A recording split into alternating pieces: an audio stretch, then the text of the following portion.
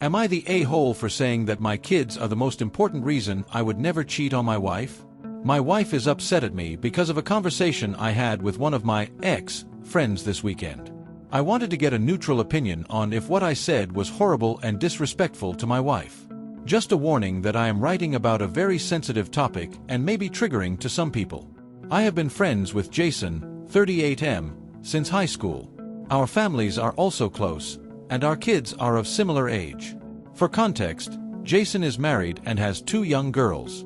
Last month, Jason's wife Bree got anonymous messages about Jason cheating on her. She snooped around and learned that Jason was having a 2-year-long affair with one of his co-workers. Bree was devastated and reached out to my wife. My wife and I supported Bree, and she confronted Jason and kicked him out of the house. He is living with his parents now and trying everything possible to talk to Bree and make things right. I was faced with a tough decision but decided to be there for Bree and kids and cut contact with Jason. He has been messaging me and trying to talk to me since then. Last week, his mom reached out to me and told me that Jason has not been doing well and having panic attacks and wanted to talk to me. I was reluctant, and despite my wife's protest, I decided to talk to him. He came to my house on Friday evening. My wife did not want to see him and stayed in our bedroom along with the kids. Jason was very apologetic and started telling me how he is so angry at himself and how he broke up with his AP in order to make things right with his wife. He told me that he is also planning to leave his job and would do anything to get back with Bree and see the kids. He wanted me to talk to Bree so that he can at least discuss the situation and they can work on their marriage.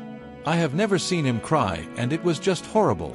He started complaining about how Bree has been ignoring him for the last several years and they were having problems and that led him to make such a horrible mistake.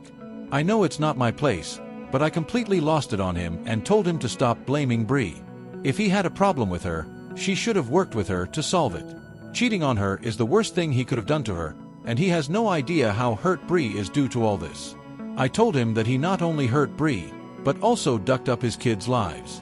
They did not do anything wrong and now have to suffer due to his selfish behavior. I told him that I know that husbands and wives may have problems, but his actions are punishing his kids, and their lives will never be the same after this. I told him that I am angrier at him that he destroyed his girls' lives, and he is a monster if he did not think of them before cheating on his wife. We both argued for a while and eventually, I told him that I cannot help him in this situation, and we will stand in Bree's corner and make sure she and the kids are taken care of. He left after that. My wife was appreciative that I did not support Jason and did not let him blame Bree for his horrible actions. Before sleeping, my wife asked me why I focused on telling Jason that he should have not cheated because of the kids. She said that Bree's life is also destroyed, and she is never going to emotionally or financially recover from this for a long time. She feels that the kids are collateral damage, but Bree should be the reason why Jason should not have cheated. I told my wife that from my perspective, I feel worse for the kids because they had such a nice stable home and Jason ducked it up for everyone. My wife told me that she knows I would never cheat on her, but if I was tempted to cheat, would I stop myself because I love her, or would it be because of our kids? We also have 2 girls. I told her that the main reason I would not do it is because I have morals, but if I was playing her game, I will stop myself because I would never want my daughters to go through this horrible situation. My wife was upset at the answer because she feels that she should be the #1 reason why I would not cheat. I understand her point and I love her very much. However, I really want my daughters to have a wonderful, perfect life with 2 loving parents, and that would be the main reason I would never do anything to sabotage it. Am I the a-hole because I prioritize my daughter's happiness over the love towards my wife? Is that a normal thing to do, or my wife is right, and she should always be my #1 priority? Comments. One Redditor wrote, "And no one is the a-hole. This has always been a big debate. Are the kids the #1 priority or is the spouse the #1 priority? Personally, I see the spouse as the #1 priority, since you need a good marriage to properly raise your children, and it is the main and best way to lead by example of how they should and be expected to be treated in a relationship. Plus the multitude of benefits it has for the children. But I see the points of the other side." OP replies, "I guess I see the point too. However, my heart broke for the girls during the last month. That was on top of my mind. I talked to them over the last month, and while the youngest is too young to understand anything, the older one knows what is going on and you could see the hurt in her eyes." Another one wrote, "I can see both sides. In my opinion, the spouse comes first. How you are in your marriage shows them what to do and what not to do in their future relationships. Just because the spouse is number one does not at all mean you do not love and prioritize your children. It means you love the kids enough to have a stable relationship, show them how to properly love someone, show them how to treat their spouse. Let's say they never have kids, the groundwork for how a relationship is supposed to start with you. I don't think either are the a-hole. Neither of you want your kids to suffer. I always think that at the end of the day your spouse is the only one that chose to love you. Your parents love you because you're their child. Your kids love you because you're their dad. Your wife loves you for you. That to me would be enough reason to not cheat, even if you don't have kids. Op replies. Agreed. Luckily, my parents are still together. However, growing up, I have seen many of my friends go through this and saw their personalities completely change. That may be the reason for my viewpoint. Update. I wanted to thank everyone for all your suggestions and comments on my post from last week. The week has been crazy, and I am just left numb since what happened yesterday. I can't help but blame myself for the mess that has happened so far. The issue was that my friend Jason was caught cheating on his wife last month, and when I had a heated argument with him last week, I told him that he should have thought about his kids before starting a 2-year-long affair with a coworker. My wife heard the conversation and was upset that his wife Bree was the one who was wronged the most, and I should not have told him that his kids should be the number one reason he should have not cheated. I agree with all of you who said that the comments I made were horrible, but it was just an emotional week, and not sure I am thinking about things right. One night I posted here, I had a very long conversation with my wife. I apologized to her for telling her that our daughter's happiness would be the main reason why I would never do anything to hurt our family. I told her that she is the love of my life and how much I value all the things she has done for us. I understand that she is my wife, and I made a vow to her to be with her forever, and I understand how my statement was hurtful to her. She was luckily very understanding and told me to not worry about her. She said that she was hurt at that moment, but understands how much I love our kids. She did ask me why I even kept on bringing up kids during my conversation with Jason, as that was the point in my argument with Jason where I lost my cool. The thing was, when Bree kicked out Jason after learning about the affair, she was a mess. Bree is a stay-at-home mother and does not have many friends. My wife is probably the closest friend of Bree, and hence she called my wife to tell her about what happened. As my wife went to her place, I volunteered to pick up Jason's daughters and bring them to our house to give Bree some space. Bree was having a mental breakdown since the incident, and my wife chose to stay at her place to look after her. I was watching the kids for 4 nights, until Bree was okay enough to take care of them. Jason's older daughter, who is 8, kind of understood what was happening.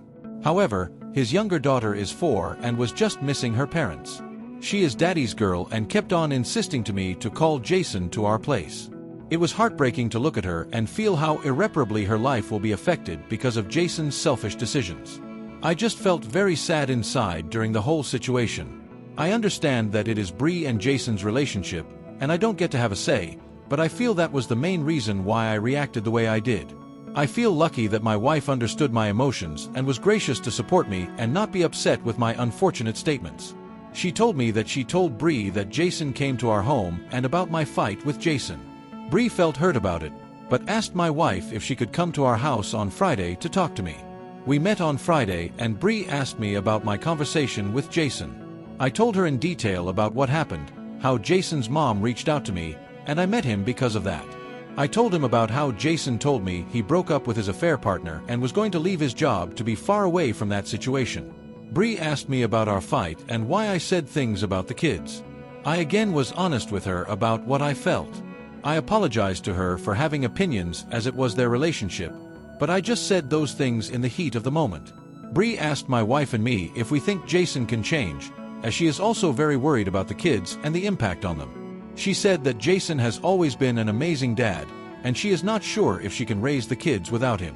My wife told her that what Jason did was horrible and unforgivable, but we do not want to give opinions on their relationship, as only Bree can decide what to do about it. Bree told us that she wants to talk to Jason, and if we could host both of them, so she feels safe. Jason and Bree came to our house on Sunday, and it was the first time in a month that Jason met his daughters. It was a very surreal moment to see how emotional he got after seeing them. I don't care what all of you say, But I know that I will never jeopardize my family because I would never want to be in Jason's shoes and how broken he looked when he had to face his daughters. There were a lot of tears all around. Bree and Jason discussed things privately. From the gist I got later, Jason apologized a lot to Bree and told her he would do anything to make things right. He told her that he has already put a 14-day notice at his workplace and vowed to never see or talk to his AP again. He told her that she could have access to his phone, and he will not take a job where he has to travel for work or stay away from her overnight. All he asked was for a chance to go for marriage counseling and work on things. He also offered that they could move to a different town near Bree's parents and get a fresh start. Bree accepted most of the things, except she does not want to move to a new place. They decided that Jason can move back into their house, and they will try to find a way forward from this situation. They both thanked us for mediating between them, and Jason also apologized to me for all the drama and told me that he will do everything possible to heal his marriage and make sure his daughters are taken care of. It all seemed like a good outcome on surface, but my wife feels that my comments about their daughters may have guilt Bree into taking Jason back. I really did not intend to meddle in their relationship, and I know that they have a long rocky road ahead if they want to recover from this situation. I just hope that they find the strength in doing that. I wanted to get opinions on if what I did was right in this situation, as I feel I accidentally caused both of them to get back together, and if Jason cheats in future, I might be the one to be blamed because I talked to Jason first, and then my words guilt Bree into taking him back because of the kids. Relevant comments. One Redditor wrote, "I hate to say this, but eventually when he cheats again or they break up, she is going to blame you and your wife for suggesting she stay because of the kids, even though you told her that you and your wife would not give your opinions, you already had. Instead, what might have been helpful is letting her know that if he really is a great dad, he'll continue to be on no matter what, even if they are not together. Divorce doesn't automatically mean raising the kids alone, and she should do whatever she believes would be healthiest for her and her kids. Staying for that reason alone often means more pain in the end for everyone, including the kids. The whole reason your wife was upset with you is because you were minimizing the importance of who you actually made vows to. The same thing is happening with Bree and her husband. I could be wrong, but usually cheaters are cheaters." OP replies, "To be honest, this is exactly why I am feeling bad. I didn't mean to, but my comments may have guilt her into staying with Jason. I thought I knew Jason for my whole life and never thought he was even capable of cheating on Bree. I don't trust him anymore and I'm not sure if I can be great friends with him." Another Redditor wrote, "Tell your wife and Bree there is no statute of limitations. She can leave the scumbag anytime she wants for no reasons other than a scumbag. She should force him to tell the affair partner about the affair, and if they work together, tell the company. He should also tell his family and hers and get a post-nip with big penalty for adultery." OP replies, "The thing is, I really do not want to be involved in their affairs anymore. I feel Jason is my friend, but it feels weird to give them advice about their own marriage. I do not feel I have any right to tell them what they should do. I know Jason is a scumbag, but I hope that he rectifies his ways and does not hurt Bree again. I would always have it at the back of my mind that Bree might be in a shitty situation because of something I said in the heat of the moment." Well, this is the end of this interesting story. So what do you think? Did OP give the wrong answer to his wife? And did he really influence Bree into taking her husband back? If you guys have any thoughts or suggestions or an interesting story of your own, do share that in the comment section below. If you enjoyed the story, do like this video and subscribe to our channel. You guys can also support us by checking out the links in the video description and the channel's About section. You can watch these videos in the meantime. Hope you guys have a good day. Goodbye.